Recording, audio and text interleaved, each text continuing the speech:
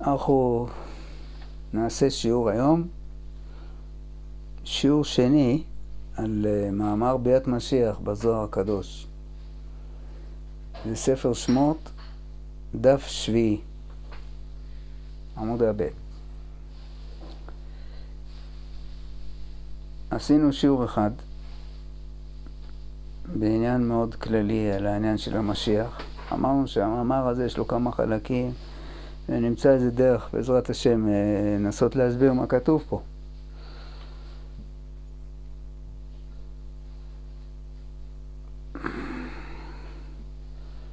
באופן כללי, הקטע הזה שאנחנו מתעסקים בו, הוא בא להסביר את המציאות הזו שקוראים לזה כי יקרא כאן ציפור לפניך, בדרך וכולי וכולי. וכשהמאמר מסביר, אז הוא מתחיל בביאור של עניין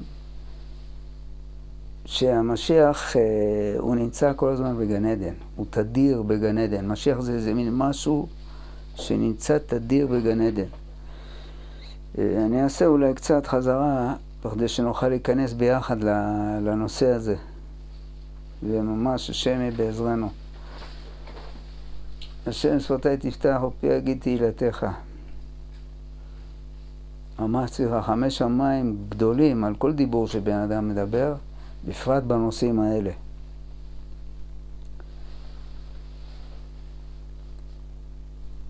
אז אנחנו אמרנו שיש איזה עניין נפלא מאוד מאוד,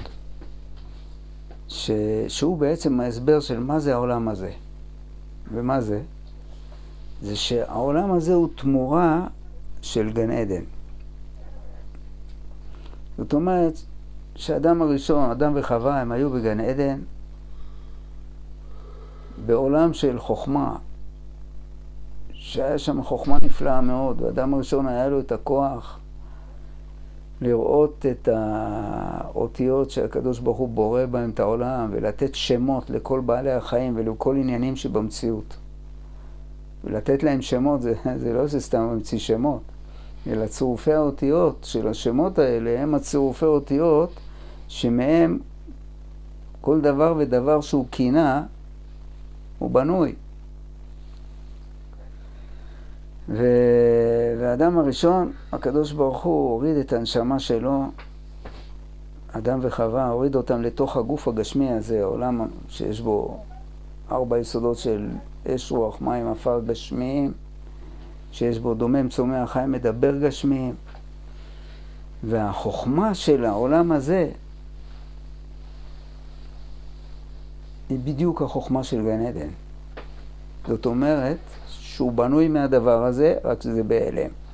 מה שהאדם הראשון היה יכול לחיות את הסרט הזה בראייה חופשית, שם למעלה, פה בעולם הזה הנשמות הן לא רואות את זה. והקדוש ברוך הוא ייסד איזה דרך בכדי לחזור לשם. זאת אומרת שיש משהו שנקרא גן עדן תחתון, או גן עדן הארצי, והגן עדן הארצי הזה זה גן עדן פה ממש, והכוונה שמשכה את הארציות בצורה מתוקנת, וזה צריך להבין מה זה מתוקנת, וכמובן שזה סוגיה, שזה הסוגיה הקשה ביותר בעולם, להבין איך מתקנים את הדבר הזה, כן? מה עושים עם זה? אבל מי שעושה את הדבר הזה, או נכנס לתוך הסוגיה הזאת, אז הוא לאט לאט נכנס לתוך המציאות הזאת, שהוא הופך בעצם את ההיעלם הזה למשהו שהוא לא נעלם.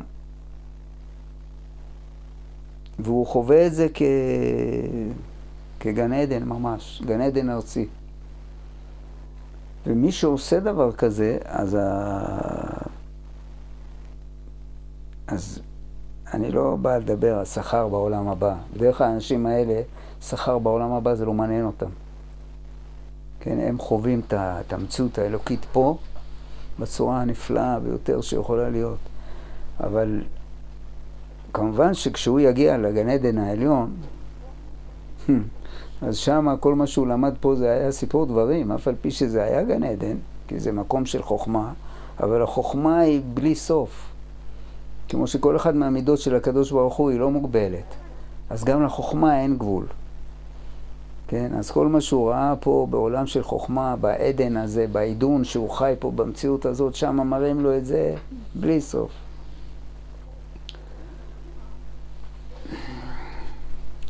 והמשיח זה הקטע שלו. זאת אומרת, המשיח, העניין שלו זה שהוא צריך להראות או לחיות את העולם הזה בצורה שכולם רואים שאין עוד מלבדו. זאת אומרת שהם חווים את הייחוד בתוך המציאות הזאת. הייחוד, הכוונה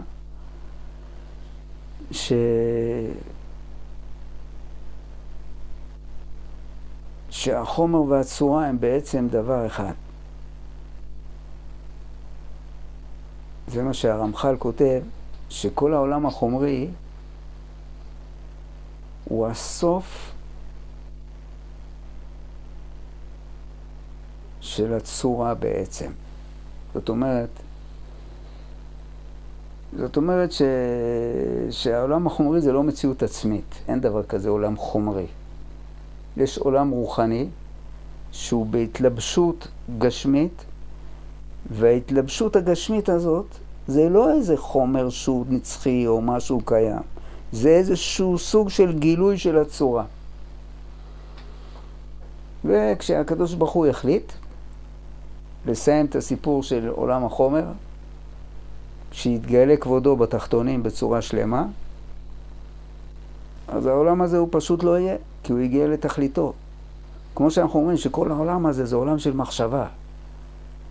מחשבה זאת אומרת שהקדוש ברוך הוא חושב את זה. והוא חושב את זה עם כל מה שיש בו, עם כל האש, רוח, מים, עפר, דומם, צומח, חי, מדבר, כל ההיסטוריה האנושית, כל האירועים שהיו פה, כל 6,000 שנה שאנחנו נמצאים כאן.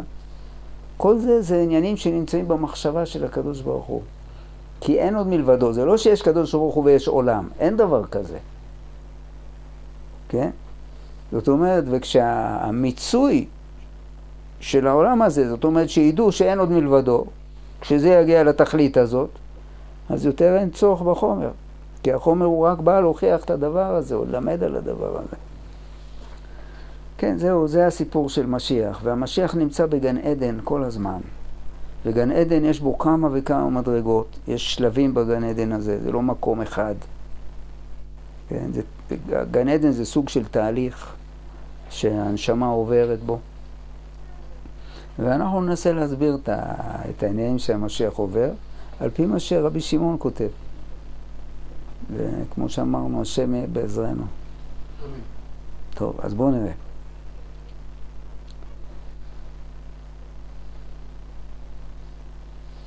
המציאות של גן עדן היא כזאת,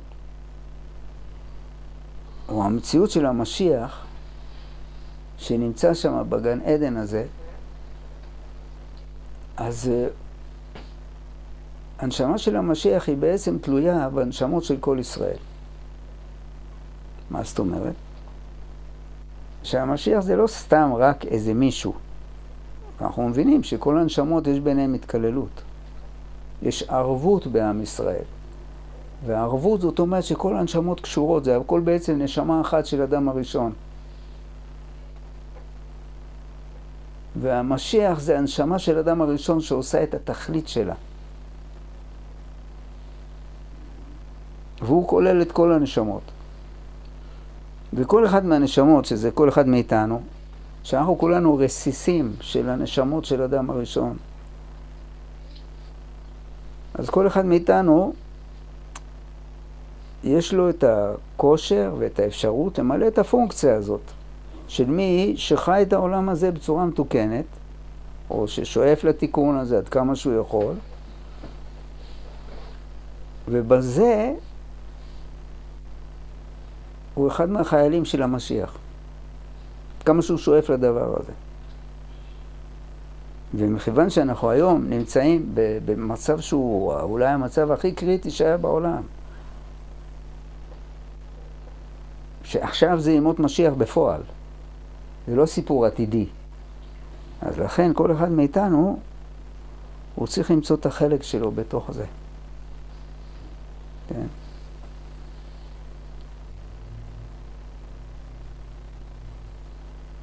אז אנחנו מסתכלים במה שרבי שמעון כותב, אז הוא כותב שיש מצב כזה, שהמשיח הוא בגן עדן, ויש מרכבות שלמות של צדיקים, זאת אומרת קבוצות גדולות של צדיקים, שהם מחוץ לגן, והוא עומד עליהם, והוא עומד עליהם לשרתם. זאת אומרת, הוא עומד עליהם, הכוונה זה שהוא כמו המפקד של הגדוד הזה. והם כולם, כן, הוא מנצח על התזמורת הזאת. והם כולם יודעים שיש את המציאות הזאת של המשיח הזה שחווה את העולם הזה במין צורה כזאת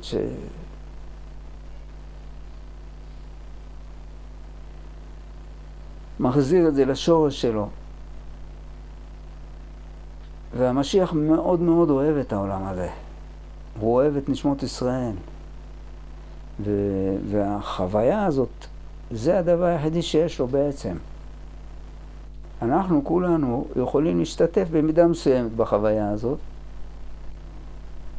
כל אחד על פי מידתו. זאת אומרת, בן אדם יודע, יש לו למשל מס הכנסה, צריך לדאוג לפרנסה, יש אנשים שעושים לו צרות, יש כל מיני סיפורים וסיפורים בעולם הזה. וכל אחד מאיתנו הוא לא פטור מהסיפורים האלה. הסיפורים האלה זה הבירורים של החיים שלו. ובתוך הקטע הזה של החיים האלה, עם כל מה שעובר עליו, וזה יכול להיות לפעמים חיים מאוד מאוד קשים, עם כל מיני בעיות נפשיות וכל מיני סיפורים, אבל כל הדברים האלה הם כולם איזה מין משהו שהוא צריך, בפרט עכשיו בימות משיח, לחוות את זה, כי זה עניין שהקדוש ברוך הוא עושה ב100%. ועל זה כתוב, צדיק באמונתו יחיה. זאת אומרת, כמה שכל אחד מאיתנו הוא ישתדל להחזיק באמונה, שזה יהיה המבחן של ימות משיח. באמונה של לדעת שאין עוד מלבדו. וכל מה שקורה לי וכל מה שקורה בעולם, הכל זה סיפור פלאי שהקדוש ברוך הוא מספר. הוא לא צריך לנתק את עצמו מענייני העולם. זאת אומרת, אם מישהו יש לו איזה עניינים בפרנסה או כל מיני, הוא צריך להיכנס בזה, רק הוא צריך לדעת מהשורש של הדברים. זאת אומרת שזה הקדוש ברוך הוא עושה את זה בסופו של דבר. כן? מישהו צריך להקים איזה עניין, אני יודע, כל אחד לפי הסיפור שלו, אז אתה צריך להקים את זה. לא להתנזר. בדיוק, ואתה צריך גם לדעת, אתה מבין שהעולם הזה, זה איך שהקדוש ברוך הוא רוצה שתתגלה בו. אם אתה תלך להימאליה, כן, תעלה לגובה של 5,000 מטר, במנזר ההוא, ששם אוכלים אורז, כן, 5 כפות ביום, שותים כוס של מים, אז אתה לא מגלה את הכבוד של הקדוש ברוך הוא בתחתונים, אתה מגלה את הכבוד שלך במרומי ההימאליה. כן? טוב, בסדר. אבל תכלס לענייננו, מה שאני בא להגיד, זה שיש מרכבות של צדיקים, וזה כל אחד מאיתנו, שיודעים שיש דבר כזה נקרא משיח, ואנחנו שואפים להיכנס לגן.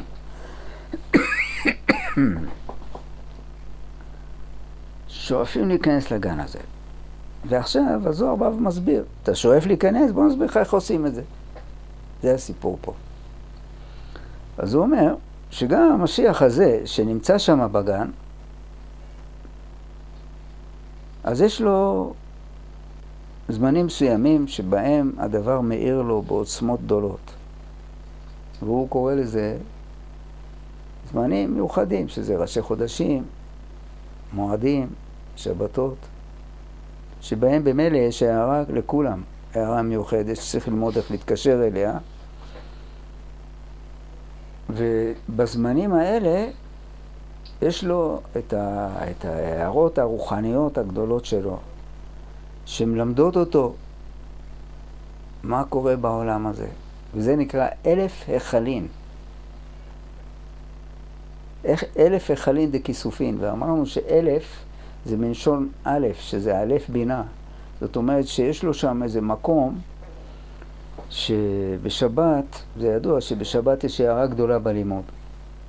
מי שלומד תורה, אז השכר של לימוד תורה בשבת זה לא דומה לימות החול. כיוון שיש הערה גדולה בזמן הזה. אז המשיח הוא בעצם, כשבאים לספר לנו שהוא נמצא במקום שזה נקרא 1000 היכלין, אז היכל זה גימטריה אדנות, שזה גימטריה 65. וכשיש 1000 היכלים כאלה, זאת אומרת שיש לו איזה צד של 1000 בינה על העניין של ההיכלין האלה בעצמם. זאת אומרת שהוא בעצם לומד על המלכות של הבורא יתברך. וזה דווקא שם אדנות, לכן אמרו היכל, למה? מכיוון ששם אדנות זה הצורה שבה הקדוש ברוך הוא מופיע בעולמות של האסתר. וזה נקרא אסתר, ולכן משתמשים בשם אדנות. למה? שאתה רואה את העולם, ואתה יודע שהקדוש ברוך הוא אדון על כל זה. אז מה עשית בעצם? אז אמרת שיש פה מציאות, זאת אומרת, אתה נותן איזשהו תוקף לאלה, ואתה אומר שהוא אדון על כל זה. וזו הצורה הראשונית של הלימוד של המשיח באותו גן עדן. זאת אומרת שיש לו איזה סוג של ניסיון לדעת שכל הדבר הזה, הקדוש ברוך הוא אדון על הדבר הזה, וזה השלב הראשוני. אחר כך הוא צריך להיכנס לפנים עוד הרבה הבנות יש בעניין הזה. אבל בשלב הראשוני הוא מתייחס לאליהם, והוא יודע שהקדוש ברוך הוא אדון על כל המעשים. והוא לומד על האדנות שלו דרך האלם. זה נקרא 1000 היכלין דכיסופין. והוא יש לו כיסופים נוראים ללמוד על הדבר הזה. וזה הדבר היחידי שמעניין אותו. זהו. זה שלב ראשון. וזה, הוא מקבל בעיקר את ההערה הזאת בזמנים של, כמו שאמרנו, ראשי חודשים, ימים טובים ושבתות. אבל כל השבוע הוא כך, כי זה מה שאומרים שתלמיד חכם מבחינה של שבת זה המשיח הזה בעצם, בין היתר, כן?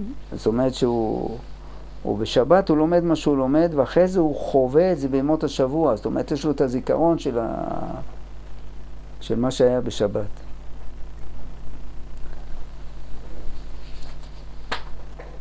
ועכשיו זהו, אז המשיח חווה את הדבר הזה. הוא חי את האלם באופן שהוא יודע שהקדוש ברוך הוא אדון על כל המעשים. וכמה שהוא לומד את הדבר הזה, מתרגל לחיות בתוך העניין הזה, אז מעמיקים לו את הידיעה.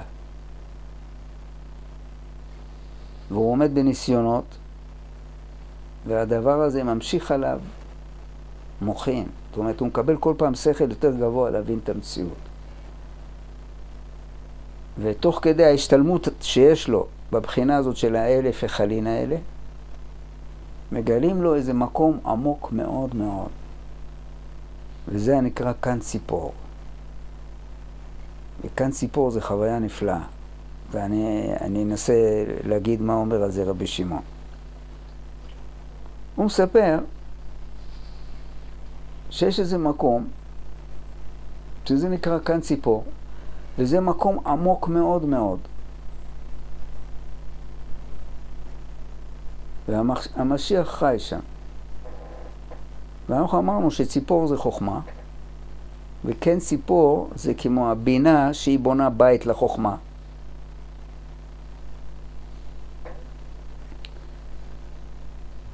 והוא נמצא בקן הזה. והוא שואף להיכנס לחוכמה עצמה. וזה העניין של גן עדן. שהגן זה כמו הבינה שהפנימיות שלה זה האור של החוכמה. זאת אומרת שהוא נמצא בגן, ופנימי לגן, שזה הבית, לבית לא נותנים לו להיכנס בהתחלה. הוא נמצא בגן. ובגן שם זה הניסיונות שלו, בכדי שהוא יכול להיכנס לתוך הבית, שזה החוכמה עצמה, שזה נקרא עדן. הוא נמצא בגן של עדן.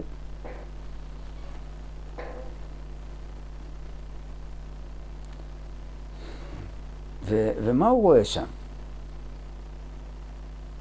כשהוא נכנס לכאן ציפור שנמצא, שזה היכל פנימי מאוד בגן, זה עדיין לא עדן, זה עדיין בגן, כן? כשהוא מגיע למקום הזה, למקום הזה שנקרא כאן ציפור,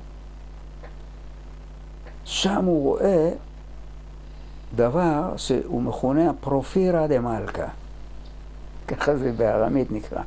פרופירה דה מלכה. מה זה פרופירה דה מלכה? פרופירה דה מלכה, פרופירה זה לשון לבוש, כמו לבוש המלך.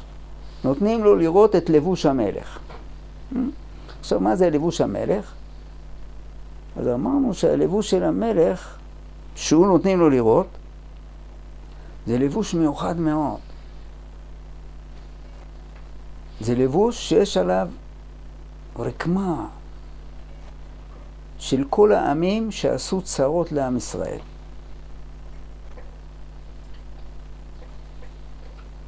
מה זאת אומרת? זאת אומרת שהוא רואה עכשיו משהו לפנים מהקטע של האלף החלין.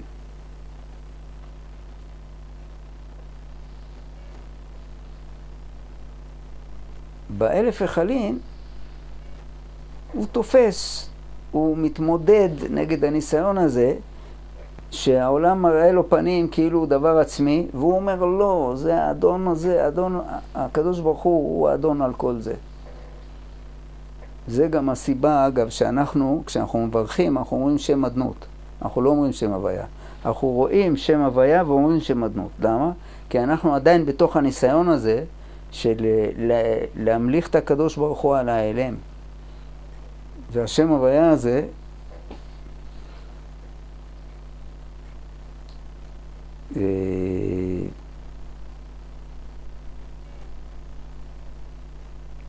עדיין אין לנו את הזכות להגיד אותו. זה במה שבית המקדש היה, אז היו אומרים את השם הוויה מפורש. אבל אנחנו צריכים להגיד את האמת. מה האמת? האמת היא שאנחנו עדיין בתוך האלם, מתמודדים איתו, אז לכן כשאנחנו מזכירים את שם השם, אנחנו אומרים אדנות, אבל אנחנו קוראים את זה בהוויה. זאת אומרת, אנחנו אומרים זה הוויה, זה שם הוויה, שזה צריך להבין מה זה, כן? אבל אנחנו רואים את זה בתוך המציאות הזאת של האלם, ואנחנו צריכים להגיד שכל האלם הזה הוא אדון עליו. זה אני אומר דרך אגב. וזה לכאורה הניסיון שיש במציאות הזאת של האלף החלין, ועכשיו שהוא נכנס לכאן ציפור, אז שם זה כבר סיפור אחר. שם כבר הוא יודע שכל המציאות של כל האלם הזה,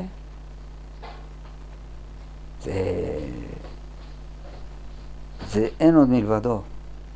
וכל האלם בנוי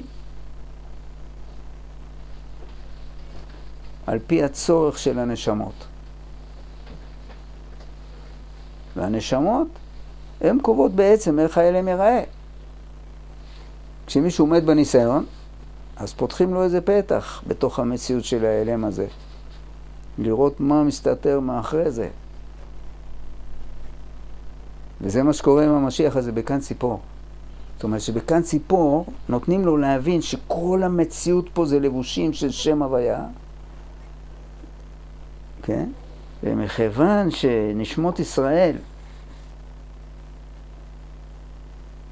הם לא דבר נפרד ממנו, הם בעצם הוא שנכנס לתוך הסוג הזה של האלם, אז הוא יוצר בעיות, שזה העמים האלה שמתקיפים את עם ישראל ועושים להם צרות, בכדי שההתמודדות עם העם הזה, או עם הבעיה שהעם הזה יוצר,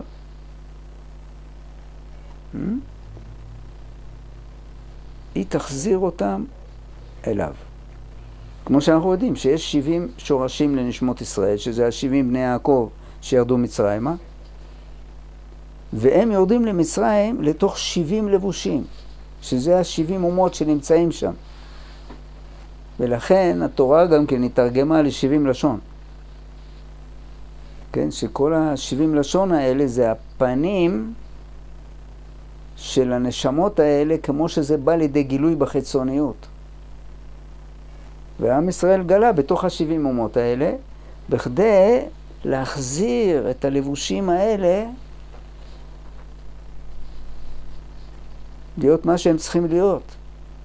שזה לבוש שמגלה את הכבוד של הקדוש ברוך הוא. כן?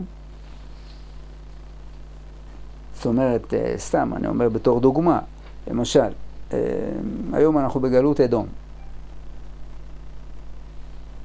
אדום, המלך שלה זה עשיו. ועשיו הוא האלוף של כוחי ועוצם ידי.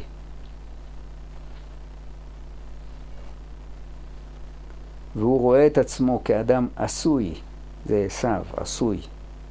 זאת אומרת שאני כבר בנוי, אני כבר יודע, אני כבר מישהו.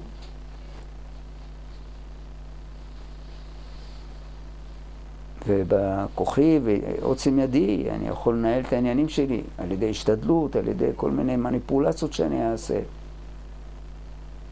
על ידי חסדים, על ידי רמאות, כל מיני עניינים. אז אנחנו עכשיו נמצאים במציאות הזאת של מלכות אדום, ונשלטים על ידי הדבר הזה, כן, שזה הגילוי של האולימינטי, בצורה המרה והחריפה ביותר שלו. כן? שאנחנו בעצם החומר גלם שנותן להם לפעול. זאת אומרת, הם בעצם, הם לא קיימים. מה זאת אומרת הם לא קיימים? הם קיימים, מודע.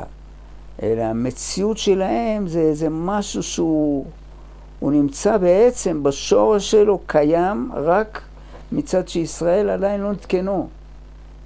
ולא תקנו את העשיו הזה. וברגע שעם ישראל יתקן את זה, פופ, אין, לא יהיה לזה מציאות. כי אין לזה מציאות עצמית. כל העולם הזה זה כמו פטה מורגנה. זה כמו תפאורה של מה שקורה בנשמות. וזה הלבוש הזה שאנחנו מדברים עליו. זה הפרופירא דמלכא. זאת אומרת שכל העולם הזה, ככה המשיח תופס את זה. הוא שומע את כל הסיפור של ההיסטוריה האנושית. והוא רואה את כל הסיפור הזה, הוא רואה את זה כמו לבושים של הנשמות. והוא רואה בהתחלה את הצדדים הקשים. כי זה הצדדים שצריך לברר. אז הוא רואה את הצרות שהאומות האלה עשו. ועל ידי ההבנה של הצרות שהם עשו, על ידי זה הוא מבין איך התיקון של הדבר צריך לעשות, בלי שיהיה צורך בצרות האלה. אבל בהתחלה הוא רואה רק את הלבוש הזה, וזה כנראה, זה מראה נפלא מאוד, לראות את כל העולם, את כל ההיסטוריה האנושית, את כל העניין הזה, כלבוש של נשמות ישראל. זה הפרופירא דמלכא.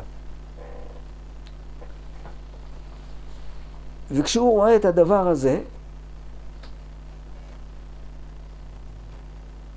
תוך כדי שהוא מטייל בפרופירא דמלכא, הוא מגיע למקום ששם הוא רואה את האבות, את אברהם, יצחק ויעקב.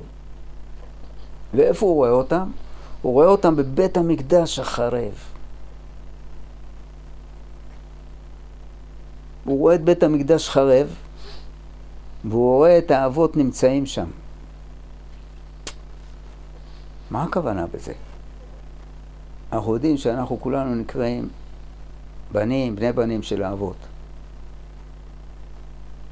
ואב זה תמיד החוכמה, והאם בינה. והאבות, הקטע שלהם, שאברהם, יצחק ויעקב, הם כנגד 3 מידות של הקדוש ברוך הוא, שזה החסד, דין והרחמים. החסד זה אברהם, דין זה יצחק, והרחמים ויעקב. והשלושת האבות האלה, אנחנו כולנו שייכים אליהם. מה הכוונה? הכוונה שכל אחד מאיתנו הוא חלק אלוקא ממעל ממש, והחלק אלוקא ממעל ממש הזה, הוא ממשיך 3 אורות לתוך המציאות הזאת, של החסד, דין ורחמים של הקדוש ברוך הוא. והדבר הזה, כשהוא מפעיל את החסד בצורה נכונה, אז מאיר בו אור החוכמה. כשהוא מפעיל את הדין בצורה הנכונה, אז מאיר בו אור הבינה. כשהוא מפעיל את הרחמים בצורה הנכונה, אז זה ממשיך את אור הדעת. ולכן יעקב אבינו הוא בכיר שבאבות, כי הוא באור הדעת הזה מתקן את הדעת של אדם הראשון. ואנחנו כולנו, כל אחד מאיתנו, הוא חי בתוך המסגרת הזאת. זאת אומרת שכל החיים שלנו בעצם, זה ההמשכה של המוחין האלה, שזה החוכמה, בינה ודעת, עם הכוח הזה שיש לנו, שאנחנו בנים של האבות. זאת אומרת, אנחנו בעצם, יש לנו את השורשים של הכוחות האלה, ואנחנו כל הזמן צריכים לשכלל אותם.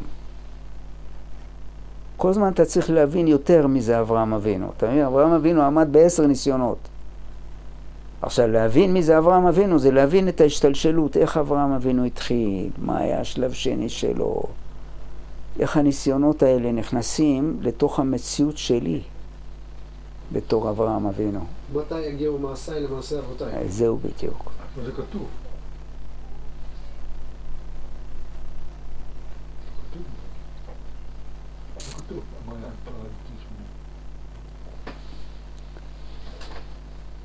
אז בקיצור, אז מה המשיח רואה?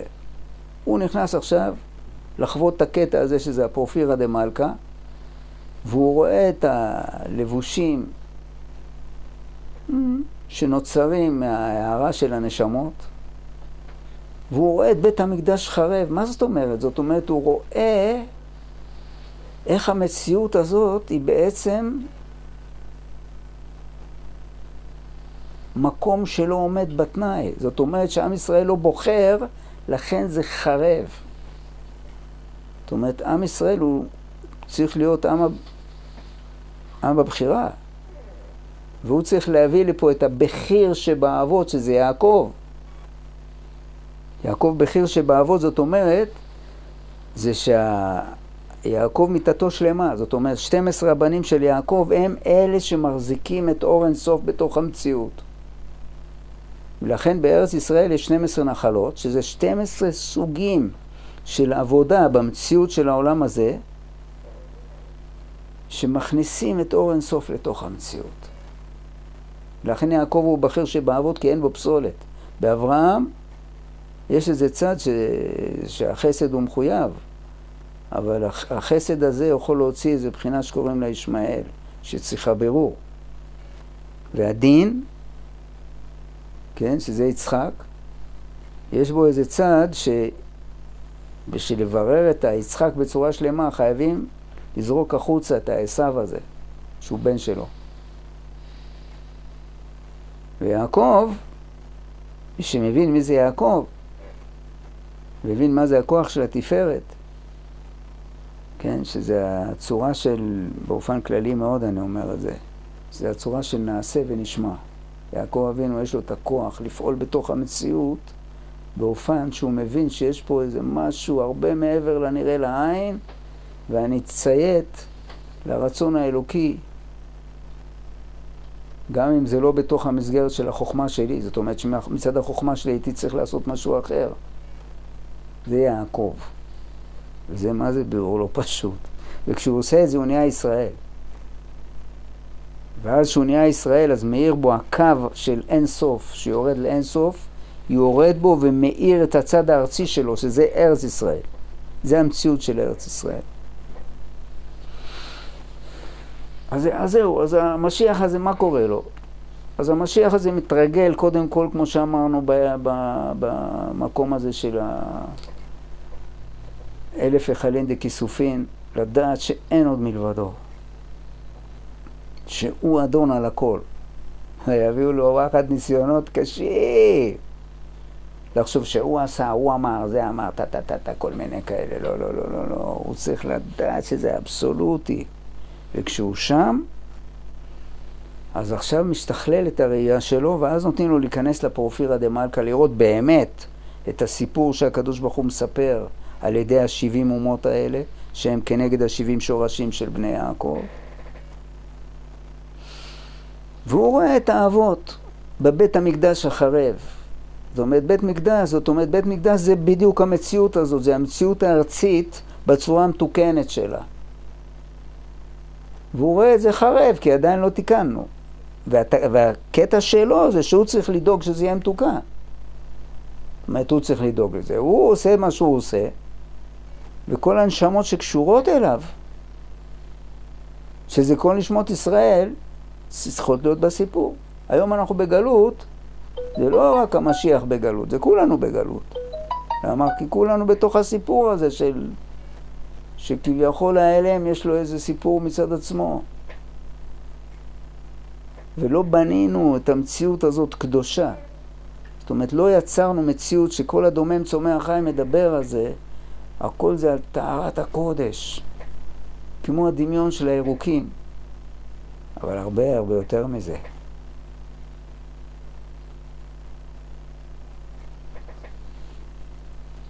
כן, שזה דבר שאנחנו במציאות של השכל שלנו אנחנו לא יכולים להבין את זה. וגר זאב עם כבש. זאב גר עם כבש. אריה יאכל תבן. איזה אריה יאכל תבן? זה לא במציאות באים להגיד לך אריה יאכל תבן, כי אין דבר כזה. אריה לא מסוגל לאכול תבן. המעיים שלו לא בנויים בשביל הדבר הזה. הוא יאכל תבן, תן לאריה עכשיו לאכול תבן, הוא ימות. זהו, לא, אין שום סיכוי, אין דבר כזה, כן? רק שבאים ובאים, ספרים לך פה איזה משהו, זה חז"ל עם המדרשים שלהם, מסבירים את פנימיות החיים באיזשהו עומק, שזה אומר דורשני, זה מדרשים. והמציאות הזאת של הקודש זה חרב. חרב, זאת אומרת שאנחנו לא בוחרים כמו שצריך, לכן זה המציאות שלנו. אבל כשאנחנו נבחר נכון, אז אנחנו נבחר להיות, מתי יגיעו מעשיי למעשי אבותיי. אז האבות שנמצאים היום בבית מקדש חרב, יבואו לידי גילוי, וימשך השכל הזה של האחדות לתוך המציאות, על ידי יעקב שנהפך לישראל, על ידי הבנים שלו. והוא רואה עוד משהו. מה הוא רואה? הוא רואה את רחל. וואי. הוא רואה את רחל אימנו. ואיך הוא רואה אותה? הוא רואה אותה שדמעה על פניה. יש עליה דמעות. והיא בוכה. על מה? על הבנים שלה, שנמצאים בתוך האלם הזה, והם לא מגלים את המלכות של בורא עולם.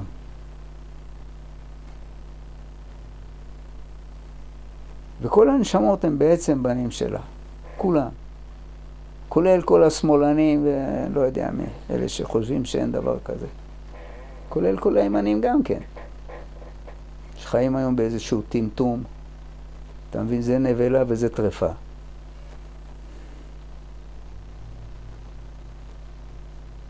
אבל הם כולם בנים שלה. מה זאת אומרת הם בנים שלה? זאת אומרת שכל אחד יש לו תפקיד בקומת אדם הזאת, להוריד את אור אינסוף לתוך המציאות, ולגלות המלכות של בורא עולם, ועד שלא יהיה העניין הזה בשלמות, אז ההערה הזאת חסרה. וכל המלחמה הזאת, כל מלחמות משיח, האלה שהיום אנחנו מדברים עליהן, זה מלחמות כנגד הערב רב. והערב רב זה בדיוק הנשמות האלה שלא מורידות את האור הזה, לתוך המציאות. הן חיות בדמיון של עשיו, וכוחי ועוצם ידי, וישמעאל, ועניינים,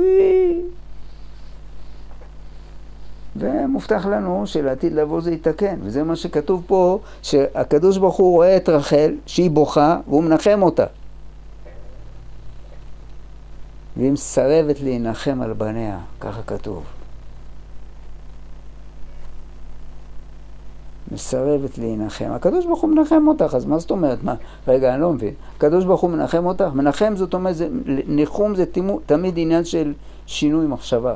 כמו נחם אבלים, זאת אומרת שהאבל נמצא באיזה מצב של חורבן, הוא מרגיש שחרב עליו עולמו כי הלך אבא שלו, אמא שלו, לא עלינו, כל מיני כאלה, ומשהו שהוא מאוד היה קשור אליו, זה היה חלק מהחיים שלו, זה נעלם, עכשיו הוא רואה, הבית לא עומד, הכל נחרב. רואים לו, מנחמים אותו. המשיח נקרא מנחם.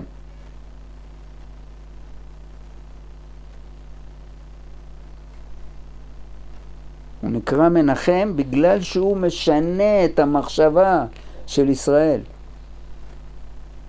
מהמחשבה של כוחי ועוצם ידי, לגילוי של הכבוד של הקדוש ברוך הוא. והקדוש ברוך הוא מנחם את רחל, והיא ממאנת להנחם. רגע, מה זאת אומרת? זה הקדוש ברוך הוא מנחם אותך. אם זה אני הייתי אומר, והיא אומרת לי, לא הבנתי. אבל זה הקדוש ברוך הוא. איך את מה זאת אומרת את ממאנת להנחם על בניה? אלא המציאות שהקדוש ברוך הוא בא ומספר לה, תדעי,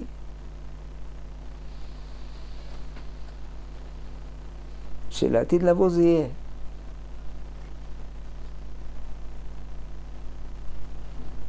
שכל הבנים שלך יהיו שומרים על הברית, כמו יוסף ובנימין. כולם. ומכיוון שכל הנשמות כולם, יש בהם את 10 שבטים. אז מה שהוא מספר לה, הוא אומר לה שכל הנשמות כולם, כל אחד בווריאציה של שבט אחר, גם מישהו משבט יהודה, אז בעצם יש לו את הקומה הזאת של 12 שבטים שהוא צריך להוריד, במסגרת של איך שזה יהודה, כי יש התקללות. והשבטים כולם נכללים אחד בשני. וכשהוא מנחם אותה, אז הוא אומר לה, תדעי, שכל הנשמות האלה שאת רואה, כולם יחזירו, או יחזרו להעיר מהאינסוף, ולא יידח ממנו נידח, זה. אבל התפקיד של רחל, זה לא להיות שעננה. היא אומרת, כן, מה אתה אומר? הכל יהיה בסדר, אז אולי אני אסע לשפת הים. בחוף המופרד. ואני אשב שם על הכיסא נוח הזה, עם השמשייה, עם המרטיני, עם הלימון והזית.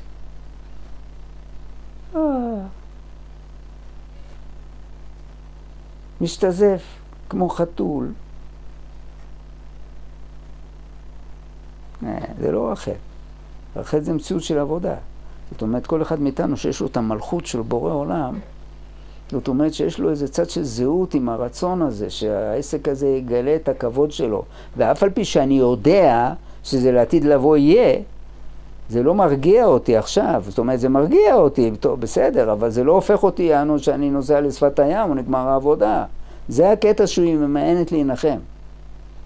כי היא חובה את העבודה הזאת כאיזה עניין שיש מה לעשות.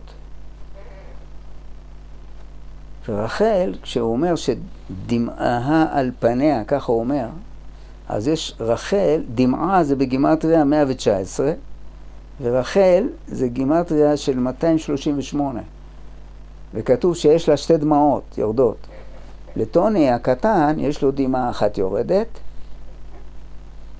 כנראה הוא לא עשה עבודה שלמה, אבל לרחל יש 2 דמעות, כנגד 2 בחינות של דינים. יש דין זכרי ודין נקבי, שח ופר דינים, אני לא יודע אם זה צריך להיכנס להסבר כזה, אבל בפשטות, הדמעות הם תמיד יורדים מהבירור של המראה השחורה. הבכי זה. זאת אומרת שיש כאן איזה צד של בירור.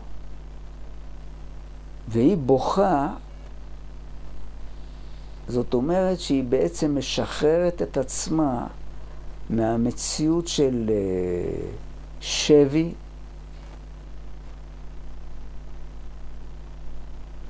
באיזה עולם סתמי, שבו הייתה אפשרות שהיא תלך לשפת הים.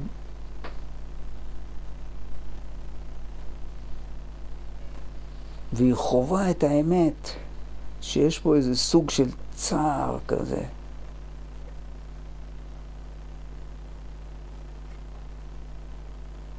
והיא יודעת שהבכי הזה, זה ההשתתפות שלה בתוך החוויה הנוראה והנפלאה הזאת של הבירור שאין עוד מלבדו.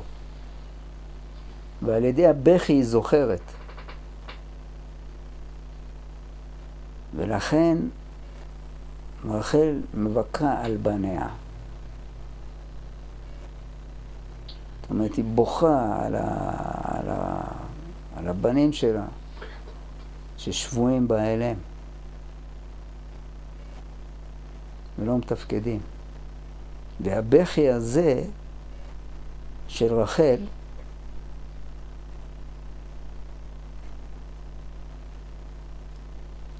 זה בא לידי גילוי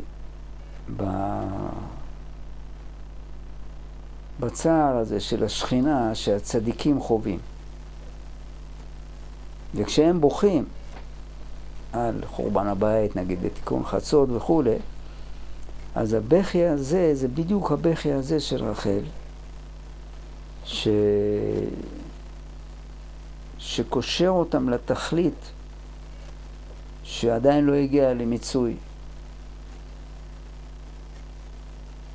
וזה מעורר את הרצון הפנימי שלהם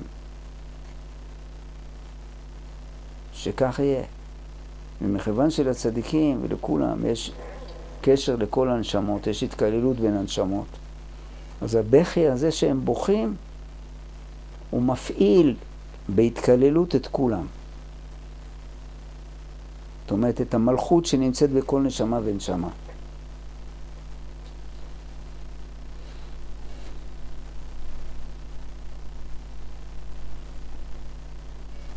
וכתוב שהמשיח, כשהוא רואה את רחל ממאנת להנחם,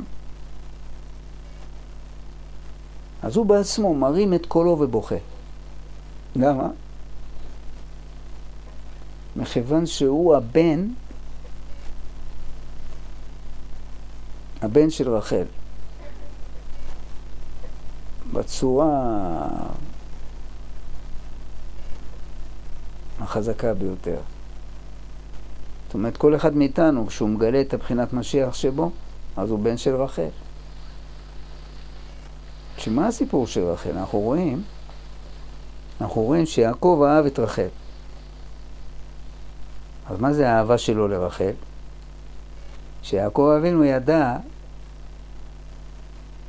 שהתיקון של חטא אדם הראשון זה שהתגלה כבודו של הקדוש ברוך הוא בתוך המציאות של האלם, עפר הארץ הנמוך הזה. זה יעקב אבינו ידע. והוא חיפש אישה שתוכל לחיות יחד איתו, לחוות איתו את האמונה החזקה והנוראה הזאת. להיכנס לתוך העומק של האלם אצל לבן הארמי ונגד עשיו. ולהישאר באמונה הזאת.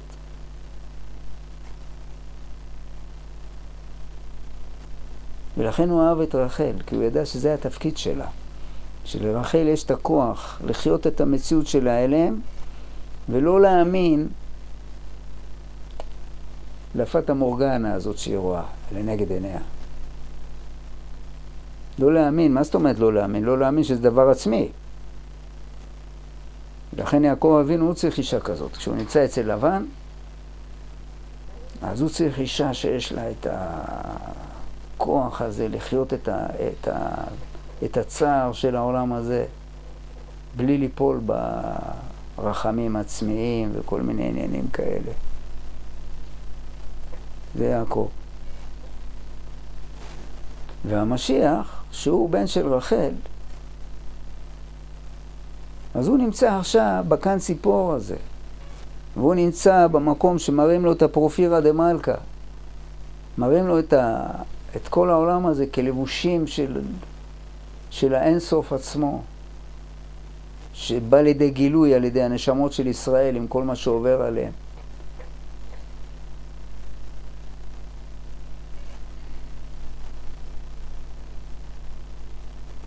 והוא רואה את החיסרון שיש באבות, שבגלל זה בית המקדש חרב. זאת אומרת שמתי יגיעו מעשיי למעשי אבותיי, אז זה עדיין שאיפה לשם, זה לא הגענו. והוא רואה את רחל, הוא רואה את המלכות של בורא עולם. והוא חווה את הצער הזה של החיסרון. והוא חווה את זה מתוך ראיית היופי של הדברים. זה לא שהוא יושב ורואה דברים פסולים או דברים קולקליים. הוא רואה את זה כדבר שהולך ונתקן, ואף על פי כן הוא בוכה. ועכשיו אנחנו נסביר מה הבכי שלו. הוא בוכה פעמיים, כך כתוב. והוא בוכה פעמיים כנגד שתי הבחינות של הדמעות של רחל, שזה כנגד שתי התיקונים שאנחנו מדברים עליהם עכשיו. זאת אומרת, הדמעה הראשונה, הבכי הראשון, כתוב שהבכי הראשון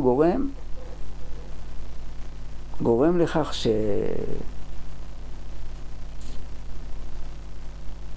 כל הגן עדן מזדעזע. זאת אומרת שהמשיח יש לו איזה מין בכי נוראי שמזעזע את הגן עדן. הכוונה. איזה מין, מה, שאגת אריה? מה יש לו?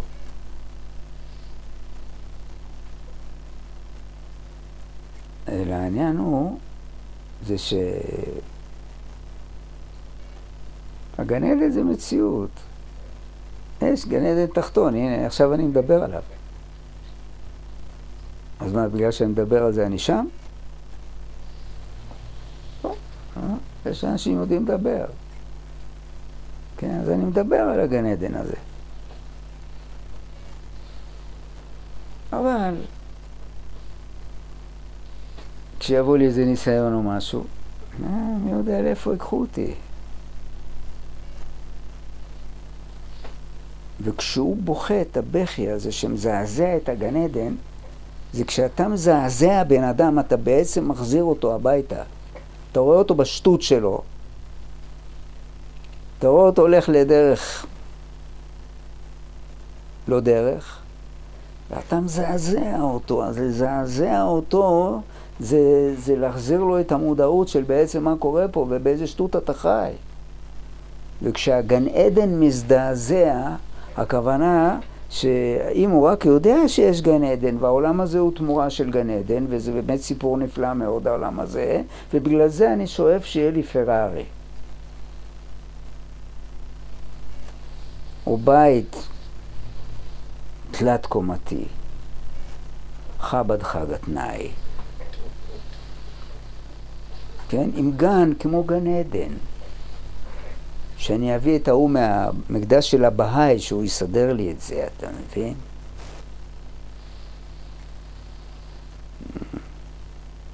אז אני יודע על הגן עדן הזה, כמו גן עדן של הערבי. כן, אני זוכר שפעם אחת שהייתי חייל, אז היינו משרתים שירתי בצפון. וכשהייתי חוזר הביתה, הייתי עובר דרך חיפה. זה היה המסלול של הטרמפים. ובחיפה הייתי עוצר באיזה מסעדה שהיום אני יודע שאסור לי לאכול במסעדה הזאת, אבל אז לא ידעתי. זה היה מסעדה של איזה עלי אחד. והחומוס שלהם זה אין איזה מתחרים.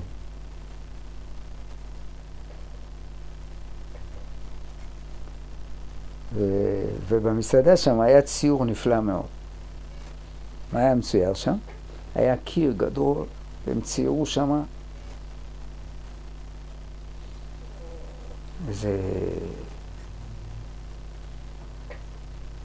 זה אדם, או שניים, שלושה אנשים. זה היה 1, 2, 3, נדמה לי 2, שיושבים על שטיח, כמו שטיח פרסי. משהו שטיח, לא, מעשה שק, שטיח כזה יפה. ויש להם שם על זה איזה שולחן עשוי מאיזה שנהב, ויש עליו פירות, וואי וואי, פירות של גן עדן. והערבי הזה יושב שם, אתה יודע, ישיבה ככה, נשען על הכרית, יש לו נרגילה.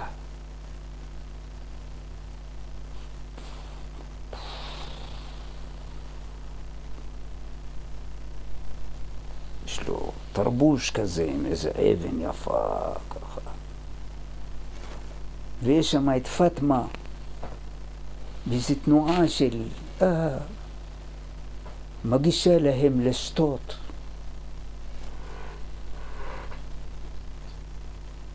גן עדן של ערבים. ועכשיו אני מדבר על הגן עדן של רבי שמעון. אנחנו צריכים להשתחרר מהציור הזה קצת. אנחנו כולנו שבויים בגן עדן הזה, תכלס. בגלל זה בית המקדש חרב. כן?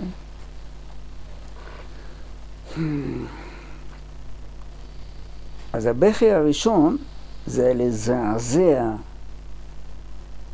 את המציאות ולהחזיר אותה לגן עדן. להחזיר את הגן. להחזיר את המציאות הזאת, שאני יודע שבעצם יש פה גן עדן. ולהחזיר את המודעות שלי לשם. וזה הבכי הראשון עושה את זה. וזה הדמעה הראשונה של רחל.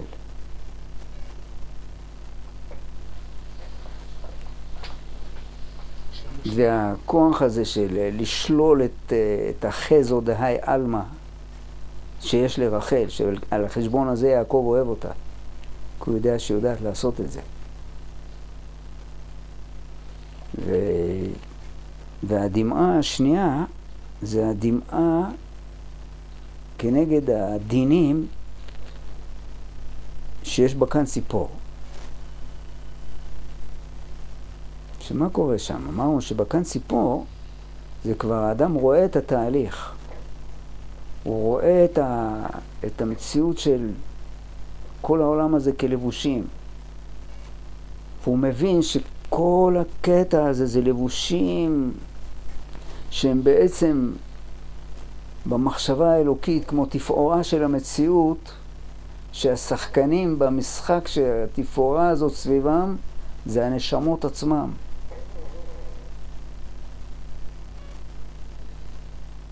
והוא מבין שאני רואה את זה, ואני צריך להיכנס לתוך התהליך הזה. והגן עדן של הערבים הזה הוא מחזיק אותי בחוץ. והוא בוכה. וזה הדמעה השנייה שלו.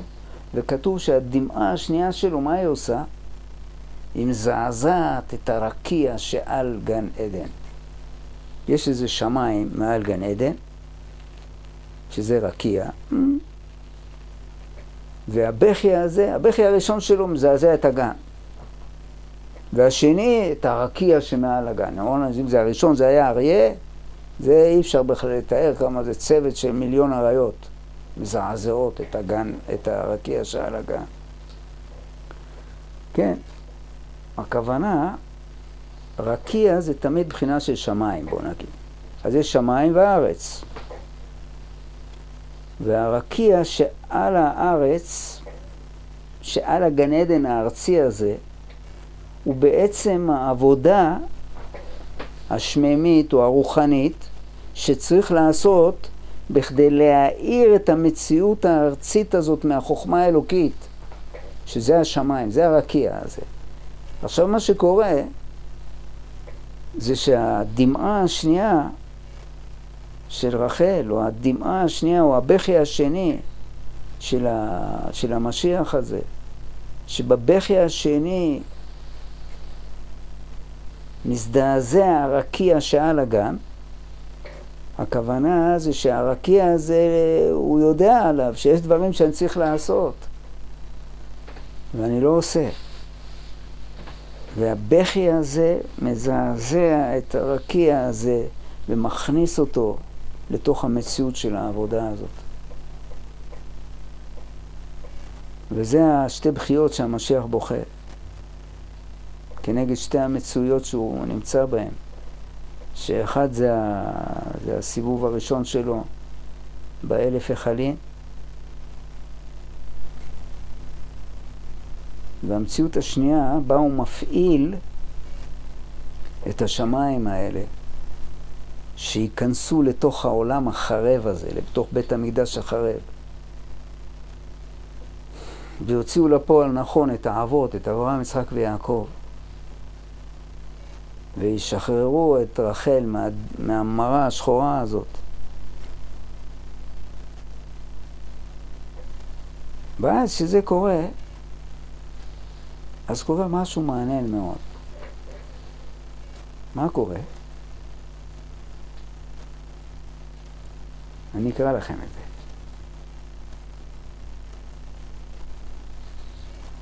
כדן, זאת אומרת,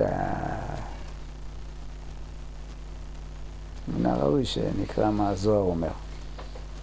הוא אומר, כדן, קודש בריחו רמיז להוא ציפורה,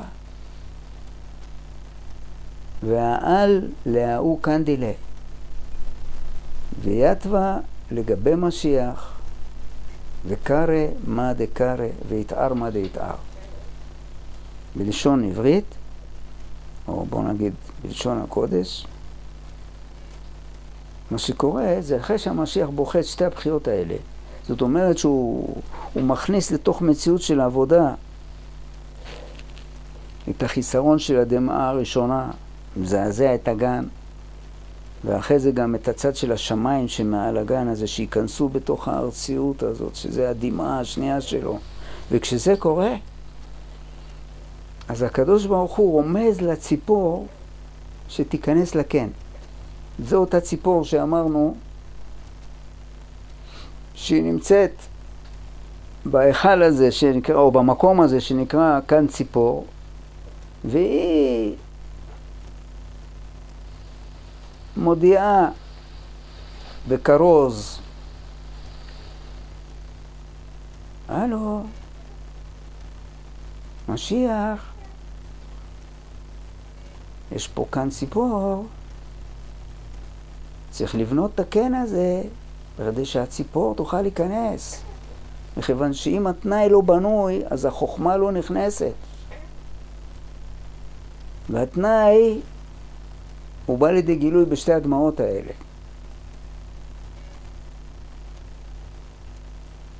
כמו שהסברנו את העבודה שיש במקום הזה של 1000 היכלים, וכמו שיש העבודה שיש במקום הזה, שזה כאן ציפור, ששם הוא רואה את בית המקדש החרב, והוא צריך לפעול באופן שמתי יגיעו מעשיי למעשי אבותיי, שזה מכניס את השמיים, את החב"ד, את החוכמה על ידי אברהם, את הבינה על ידי יצחק, ואת הדעת המתוקן על ידי יעקב. שיחד עם הדעת הזה מאיר הכתר גם כן, זה הכתר של המשיח, נכנס יחד עם יעקב אבינו. שהכתר זה תמיד החיבור של המציאות התחתונה לעליונה. זאת אומרת שזה מראה שהתחתון הוא לא התחתון בעצם. הוא מקושר לגמרי לעליון, הוא רק לבוש חיצוני. כמו גילוי חיצוני של המערכת העליונה. וכשזה קורה, זאת אומרת שתי הדמעות האלה באות לידי ביטוי, אז החוכמה נכנסת לתוך המציאות. יש פה את התנאי, כשהמציאות חרבה, חרב, זאת אומרת, זה היפוך אותיות של בחר. אז שלא בוחרים בכניסה הזאת לתוך המערכת של התיקון של אברהם, יצחק, יעקב וכו', אז הבית המקדש חרב. אבל כשהוא בוכה את הבכיות האלה והוא מכניס את המציאות של התיקון הזה, אז הקדוש ברוך הוא אומר לציפור תיכנסי לתוך הקן. זאת אומרת שהמשיח הזה מתחיל לקבל את אור החוכמה. שזה העניין שלו. אמרנו שהוא נמצא בגן, בעניין שצריך להיכנס לעדן, שהעדן צריך להעיר בגן הזה.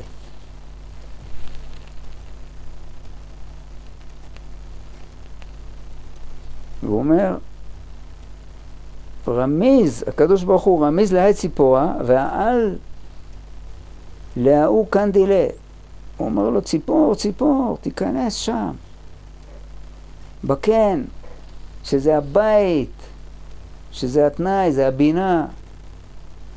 זה האישה הזאת, שאין בית אל האישה, שהוא תיקן בכדי שהאור הזה יוכל להיכנס, אור אין סוף.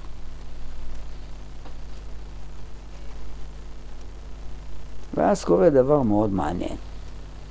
ובזה אנחנו נסתדל לסיים. לא לסיים את כל המאמר הזה, רק את החלק הזה. מה קורה?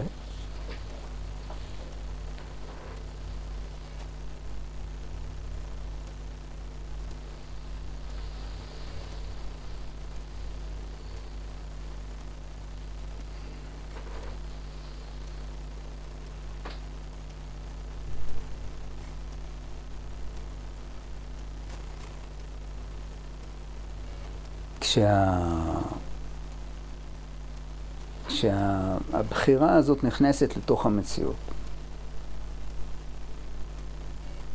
והציפור נכנסת לקן. ואז כמובן שהמשיח וכל הנשמות ששייכות במסגרת של העבודה הזאת עולות יחד איתו. עולות יחד איתו, זאת אומרת שהם עולים מהחורבן, מתפיסת החורבן כדבר עצמי. ואז כתוב שיש פה איזו שבועה. שהקדוש ברוך הוא נשבע להעביר את המלכות הרשעה על ידי המשיח. כשהדמות הזאת שאנחנו מדברים עליה, שזה צריך להיות כל אחד מאיתנו במידה מסוימת, כן? אז הוא מבצע את שתי הפונקציות האלה של שתי הדמעות של רחל עם שתי הבחירות שלו, ונתקן הבחינה הזאת שכאן ציפור, מתחילה עכשיו להתנוצץ החוכמה האלוקית. וכשזה קורה,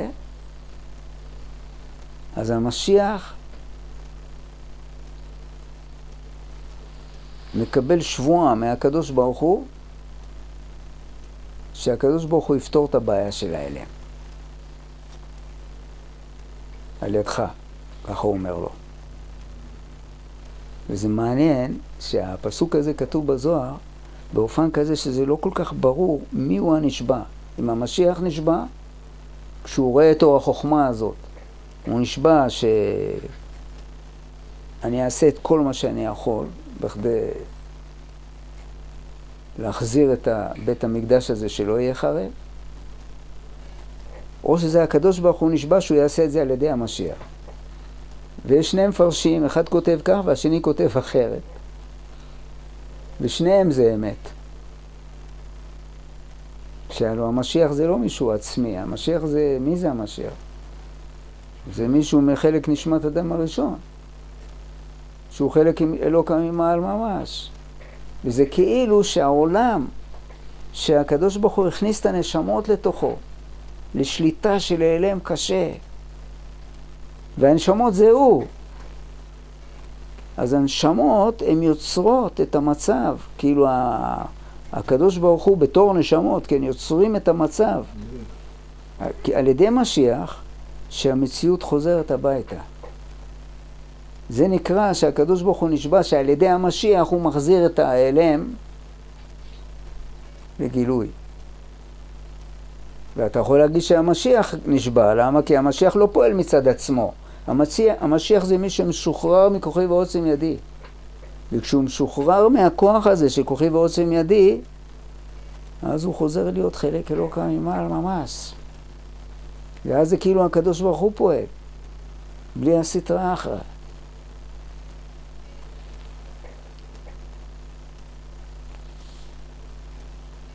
ותראו הוא כותב את זה. ומשיח וכולה סלקין לאלה. המשיח וכולה, זאת אומרת כל אלה הנשמות שסחרין לגן, שמסביב הגן, שפועלים יחד איתו, שהם בכולם בעצם זה יחידה אחת. סלקין לאלה. ואומלון קודש בריחו. ונשבע הקדוש ברוך הוא להעברה מלכות חי הוויה מן אלמה. כן, הספר שאני לומד בו זה הספר של הסולם, והסולם תפס את זה שהקדוש ברוך הוא נשבע. כמו שאמרתי, בספר אחר כתוב אחרת, זאת אומרת זה נשמע כאילו אחרת. ואומלון קודש בריחו להעברה מלכות. זה כאילו, ואומלון קודש בריחו זה כאילו משביע אותו הקדוש ברוך הוא. זה או שתגיד שהקדוש ברוך הוא נשבע, או ואומלון, זאת אומרת שמשביע הקדוש ברוך הוא את המשיח, שעל ידך זה יעבור. ומכיוון שהמשיח אין לו כוחי ועוצם ידי, אז בעצם הקדוש ברוך הוא עושה את זה, רק הוא עושה את זה דרכו. כן, להעברה מלכות חי הוויה מן אלמה על ידי משיח.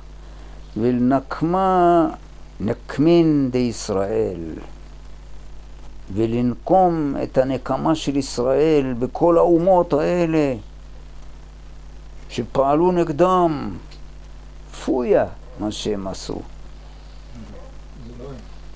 ממש לא בסדר מצידם.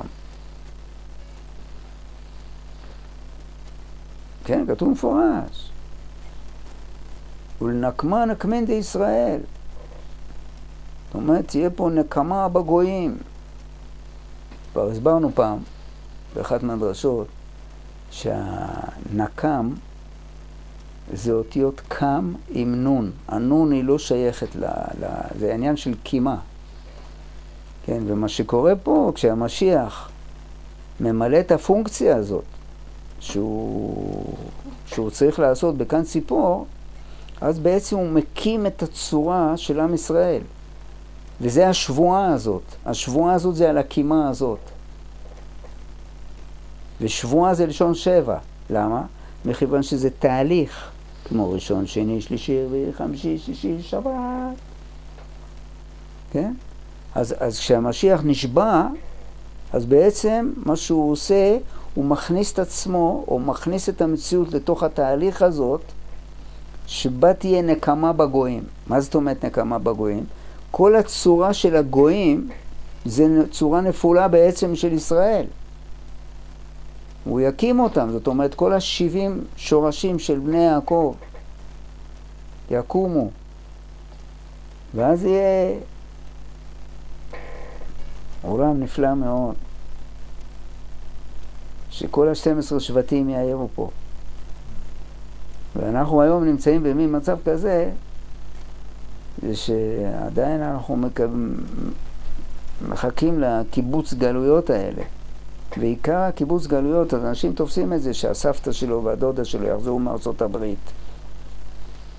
אבל במציאות זה קימה של 12 שבטים האלה, שהיום יש לנו 10 שבטים בגלות. גם זה צריך להבין את זה, אבל במציאות מה קורה? בעצם יש לנו היום פה רק אשכנזים וספרדים. כן, שהאשכנזים הם שבט בנימין והספרדים הם שבט יהודה. ותראה איזה מלחמה יש בין שני אלה. זה צריך להבין, זו צורה לא מתוקנת מה שאנחנו רואים היום. בצורה המתוקנת, אז יהודה ערב לבנימין, זה צריך להבין את הראש הזה. אבל תכלס מה שיוצא, זה שיבואו לפה כל 10 שבטים האלה, והם יהיו כולם. כולם מהרים את הצורה הזאת של כמו 12 צלעות של קובייה, שיש לך 4 למעלה, 4 למטה ועוד 4 שמחברים ביניהם, וזה יוצר מקום. זאת אומרת, זה יוצר צורת קיום שהקדוש ברוך הוא שורה בו. וזה הנקמה בגויים. לכאורה, מה זה נקמה? זה לא של איך ירצחו גויים.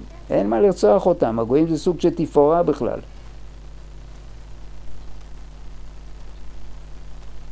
כן? אבל יקימו את הצורה הזאת, במהרה בימינו אמן. שם זכנו.